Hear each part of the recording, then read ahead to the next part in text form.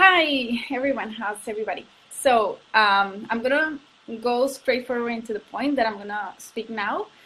I shared just like 15-20 minutes ago that I'm gonna talk about this topic because I read an article that came through BBC News today, first thing in the morning, and it was about sex, about how much painful sex there is after a big research they did, right? Like a scientific research. So when I read that this morning, because I was pointed to it, I thought, okay, I need to talk about this because, well, if some of you may know me, or if you haven't, well, my name is Mariana. I am a doctor. I am also a pain specialist, but more than that, I have been a pain sufferer, and it relates to sexual pain. I have gone through a long episode of my life which was about sexual pain. I was able to find solutions for that. I had to go through surgery, therapy, and many other things, and that changed my life in many ways.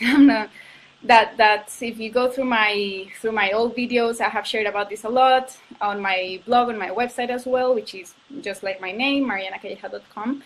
So you can just go and read more about that in there. But today, I took my notes, a few notes about the article, because that article, it's really great.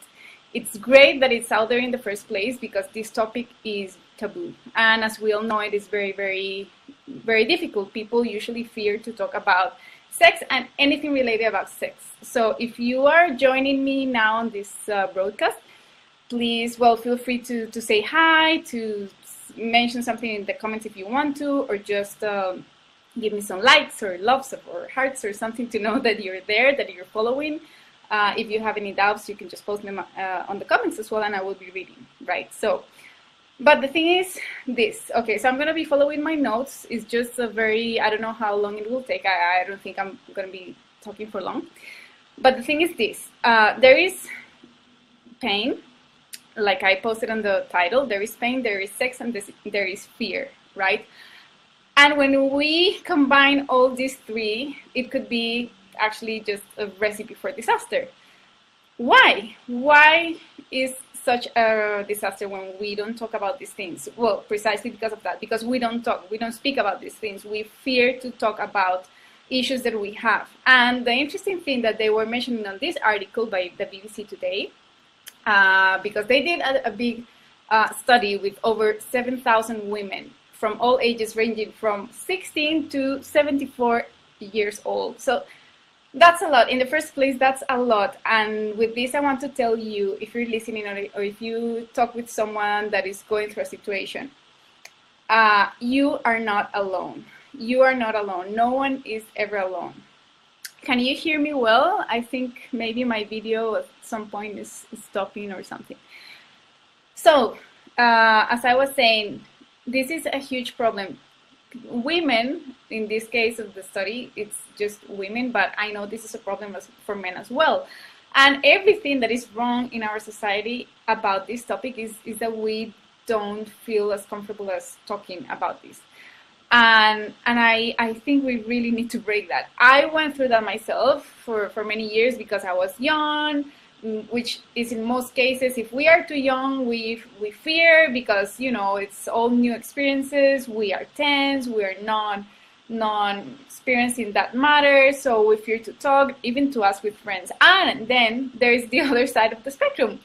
It happens as well if we are old. As we age, there are these other misconceptions that we cannot have, you know, sex normally, or people that are supposed to be having sex just normally, or relationships just normally. But there are issues as well as we age. There is dryness, there is pain as well. There is so many things. And I'm telling this, you know, as a doctor, myself, but also as just a human being. This is not about scientific research all the time. There is this great study that they did. It's incredible. It's full of big data. I mean, information, which is super valuable. But I have been on both sides. You know, I have been the doctor trying to help people, to coach people through all the emotional consequences of fearing to talk about these things. And I also have been the person that has had the fear to talk about these things. And in consequence, I've gone through my process of, being in many difficult spots because of this issue. And that's fear. That's fear. It's so common that we have painful sex many times. It happens to almost everyone in a lifetime. And there is this average number that it says that 1 out of 10 women in the UK, for example, suffer from pain in sexual relationships. So what is wrong with this? Does that even mean there's something wrong with you or with anyone going through this? No, there is nothing wrong with that. But it's a situation. It's a situation that is affecting your life. And if it's something that you don't talk about because you fear about it, well, you need to know that it's common. It's far more common than we think. It's far more common. There are surgeries being done every single time to fix these problems. There are doctors talking to patients about these issues every single day, everywhere in the world. It's not just about, right now I'm in Costa Rica. I have been living in Spain for the last 7 years, practicing, my medical degree. It's everywhere. It's everywhere. It doesn't matter if, your belief, your religion, your whatever you were raised up with, it's just the same. It's just the same. And it's just because we're human. This is biological. There is nothing wrong with this. The problem is that we have been taught to hide these things, to not talk about these things, because sometimes, depending on our beliefs, it could mean something wrong. It could mean something dirty, sin, that kind of thing. And to me, personally, that's wrong. I feel that's wrong because it affected my life and it affected people's lives around me in a way. So that is important to me. That level of emotional health is far more important than anything else, as long as it's respectful of anyone's beliefs, of course. So this, when I read this, it said that most women, I'm reading my notes here, it said that it was embarrassing for most women to talk about this. We all know it's a taboo, but it's still embarrassing, even if we're talking about young people or older people. And that's just not okay. That's just not okay. The emotional consequences of all of these are far. They go far. They go far and deep. So it's just like that. There is something we need to do differently, to think differently, to open up with someone that is just, you don't have to talk about this with lots of people. Just your most trusted friends, 1 or 2 friends. We usually have these 1 or 2 people around us that are the ones we really talk with about these things, right? We need to speak. When we are in high school, sometimes people talk, sometimes people just don't talk. It depends. It depends on your personality. I didn't used to talk with my friends about this a lot until later in life, just to realize I had a big problem and it had affected my life up to that point. And then finally I had a solution, but it took me years. It took me over 15 years. It took me, relationships, a marriage, and so, many more things and circumstances to be able to open up about that. And now just being able to speak here with you is huge. It's huge for me and it's huge for everyone. I am convinced we need to talk about that some more. People need to know they are not alone. Sex, being painful is far too common. It happens at any age. We need to just ask. If we have any doubts, just please go ask. It's not fair. And also it's not fair because most sexual education that we get at schools and high schools, they are generally focused on the sexually transmitted diseases and pregnancy prevention. And yes, it's way too important to focus on those, but they are not the only things that we should be learning and teaching. And in our case, that we are already in some spot where we can teach, then we can talk about that too. There are not just those two things. Sorry about that wording. There are, in sexual education, yes, we have to focus on pregnancy prevention and sexually transmitted diseases, but we also need to talk about sex as enjoyment, because that's the norm, to have relationships and to have intercourse and to enjoy it. And if there is not enjoyment, then there's something wrong. What's happening there? If it's because someone feels tense, why are you feeling tense? Why are you feeling really attracted to that other person, physically, emotionally? Why are you there? Why are you in that circumstance? That kind of thing. The thing about sexuality must be not just about preventing the pregnancy as if it was, just the worst thing it could happen, because of course it's not, unless you're a certain age and all the risks that there are if you're a certain age. Yes, that's medically important, of course, but we need to talk about sex also on the good side of things, on the healthy side of things, because that's most cases. Most cases are suffering sometimes from pain, and they're not talking about it. They are hiding, they are avoiding the any contact, and then that makes inevitably how do you call it, I forgot the word. Okay, well, it goes into a down spiral of confidence issues. Maybe it's because this person is not attracted to you.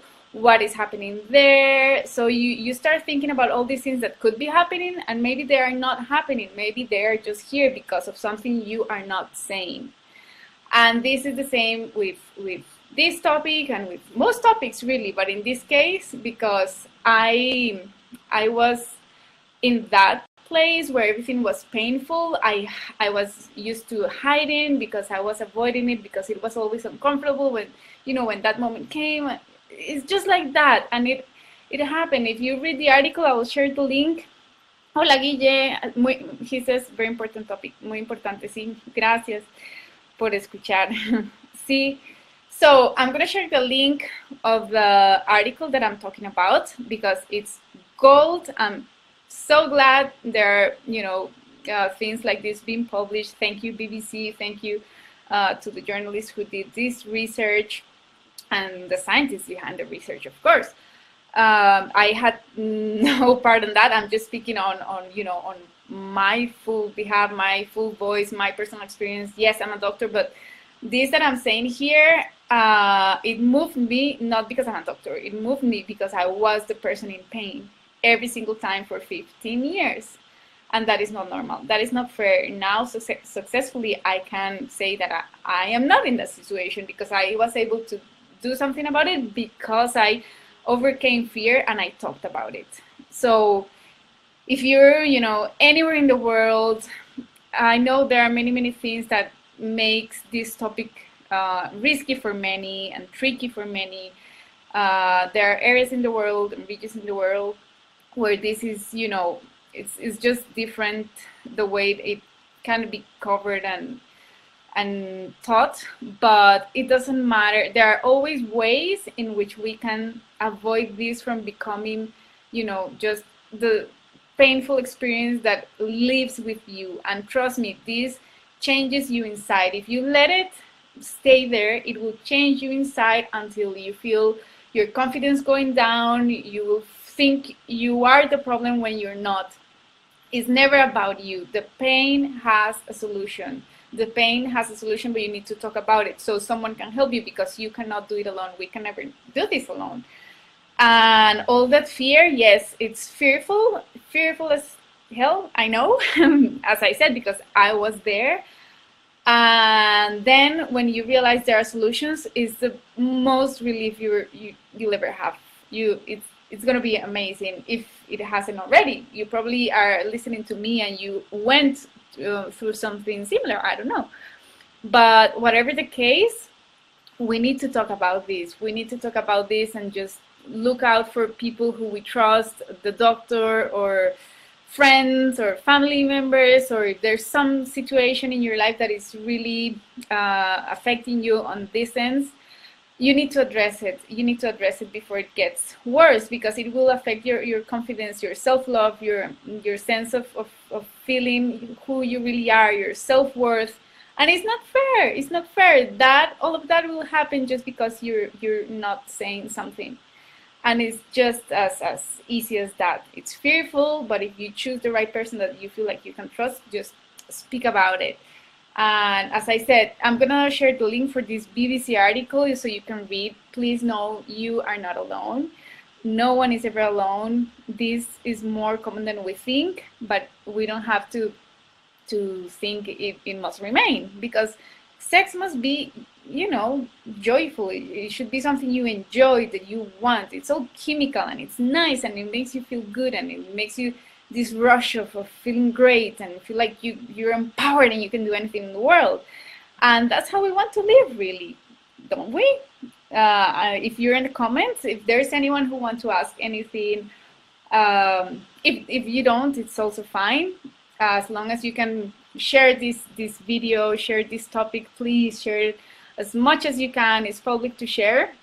And if you ever have some doubt or you want to contact me to work on this further, I work with this in people, you know, on my private consultations, and there's always solutions, as I said.